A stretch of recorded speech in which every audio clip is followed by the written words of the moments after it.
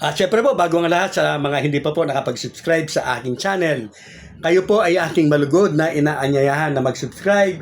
Pakiclick po ang notification bell at all para palagi po kayong updated sa aking mga bagong videos. At namimili po ako kung sino po yung aking magustuhan na bibigyan po ng mga silver jewelries. Yes po, isang magandang araw na naman po muli, Coiners Ring. So yan nga po, kapag natuloy po ang halalan sa November 2, 2026, at yung November 1 po ay All Souls Day. Naku po, magkakaroon po ba kaya ng bilihan ng boto sa sementeryo? Patay, pag-uusapan po natin. Mga kabarangay, ang content ko po ito ay hindi lamang po para sa mga baguhan na kandidato. Siyempre po, kasama na rin dito ang mga nakaupo. Yes po, yung mga incumbent, kagawad man o kapitan. Naisip po ba ninyo na pwedeng magkaroon po ng bilihan ng boto sa November 1? Yes po. Lalo-lalo na po yung kung ang sementeryo ay nasa mismong barangay po ninyo. Yes. May mga barangay po kasi na may sariling sementeryo. Ano po? At may mga barangay naman po na iba-iba yung mga sementeryo ng kanilang mga mahal sa buhay sa barangay. So ito po ay particular na maaaring mangyari sa isang barangay po na may sariling sementeryo na baka 90% po ng mga taga-barangay ay doon po nakalibing. Kaya malamang sa alamang yes po, baka po magkaroon ng bilihan sa mismong sementeryo. Kung kandidato ka, naiisip mo ba yan? Meron ka na bang marshal? Meron ka na bang mga magbabantay para kung sakasakali at magkaroon ng ganyang aktibidades ang iyong mga kalaban ay may magagawa ka? Mga kabarangay, kaya ko po ginawan ng content ito. Kaya nga sabi ko nga po, ito pong halalang ito ng barangay, bagamat November 2 po. Pero napaka-importante po ng November 1. Yes po, dahil yung November 1 po actually, araw ng linggo yon, wala na pong pwedeng mga panya. Wala na pong pwedeng mag-ikot-ikot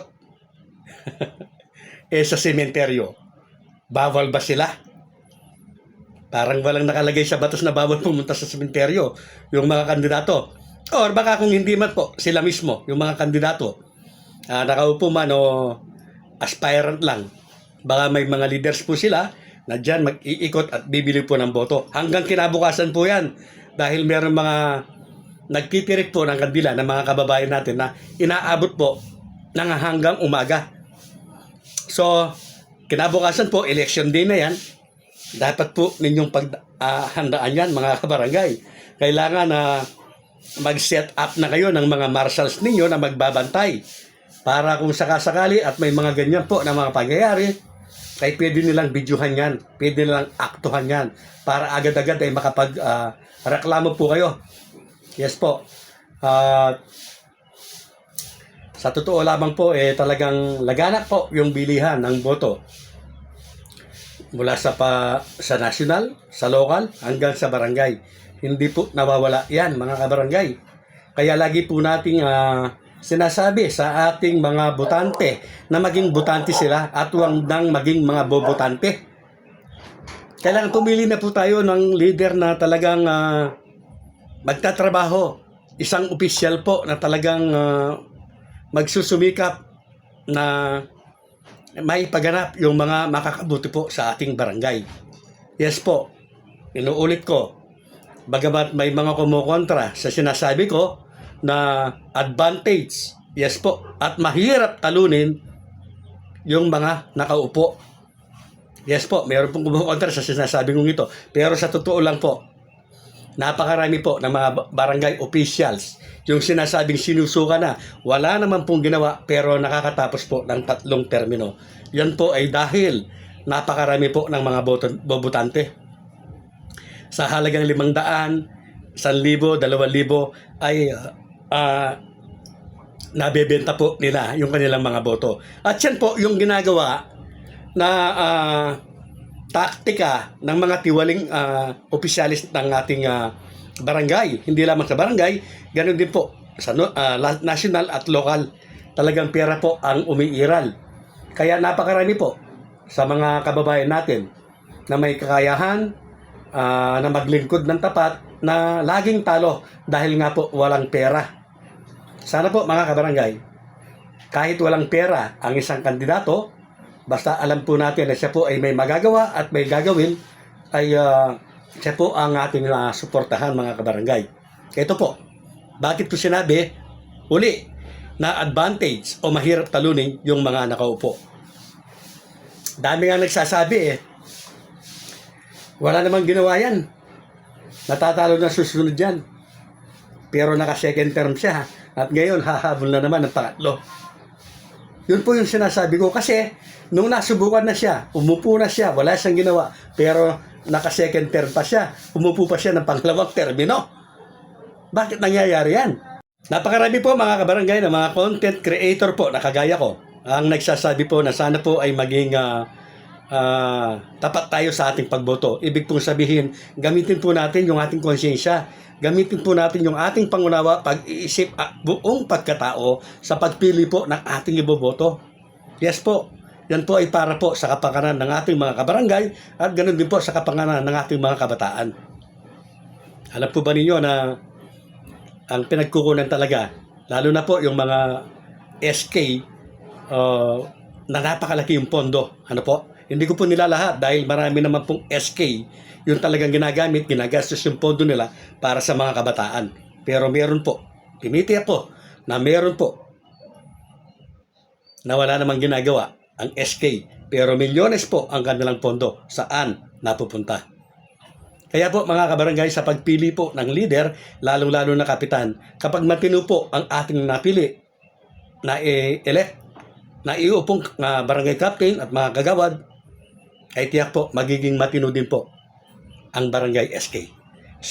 Subalit, datapwat, pero kapag naibalik natin yung mga korap, kapag ang napili natin ay korap, mga kabarangay, kahit gaano pa po katino, kabait ang isang SK, tiyak po, wala siyang magagawa kung hindi ang sumunod sa hagos ng buhay at sumayaw sa tugtugin o tugtog po ni Kapitan.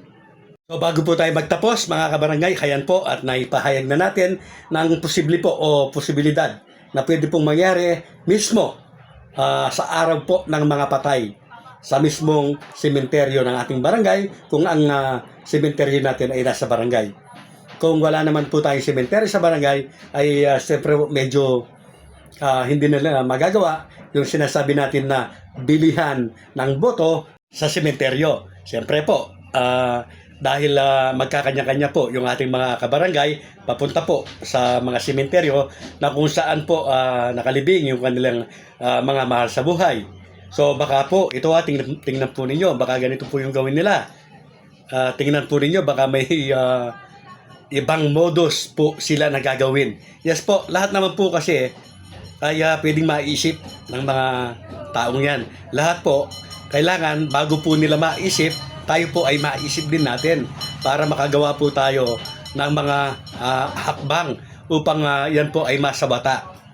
Siguraduhin lamang po natin na tama po yung ginagawa natin, na may ebidensya po tayo, na dokumento po natin, mga kabarangay. Ito po yung pwede po nilang gawin kung sakasakali na wala nga pong sariling barangay, sariling sementeryo ang inyong barangay, baka ganito po ang gawin nila. Kung wala naman pong sementeryo sa inyong mismong barangay, ang babantayan po ninyo ay ang baka po merong mga inarkilang sasakyan ang isang kandidato. At yun po ay sasakyan ng mga butante papunta po sa kanilang mga sementeryo. Bantayan po ninyo yan at malay po ninyo, baka mismong sa sasakyan pa lamang ay nagkakabayaran po, nagkakabilihan na po ng boto. Yes po, tingnan po ninyo yung inyong paligid sa inyong lugar, baka po mayroong mga sasakyan dyan, lalong-lalo na hindi sa inyo o hindi taga sa inyo yung mga sasakyan, maalarma na kayo. Or kahit na taga dyan pa po ang mga sasakyan o mga jeep na sinasakyan po ng mga tao papunta sa sementeryo, kailangan meron din kayong mga meron din kayong mga marshal dyan, meron kayong mga nagbabantay para madokumento nga kung may mga ginagawa silang anomalya. So yan po mga kabarangay, yung naisip natin na pwede pong mangyari. At ang content ko pong ito ay inuulit ko, hindi lamang po ito na dapat gawin ng isang aspirante na baguhan.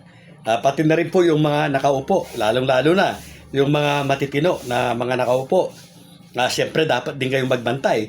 Baka yung kalaban ninyo kahit na baguhon pa lang yan at aspirante, baka may pera yan, baka masidat din po kayo. Kahit na kayo ay nasa posisyon, kahit na napakahirap nga ninyong matalo, baka po bumaligtad yung pagkakataon at may pera yung kalaban ninyo na kahit baguhang aspirante lamang. So, mga nakaupo at mga bagong aspirante, sa inyo po parehas ang content po na ito.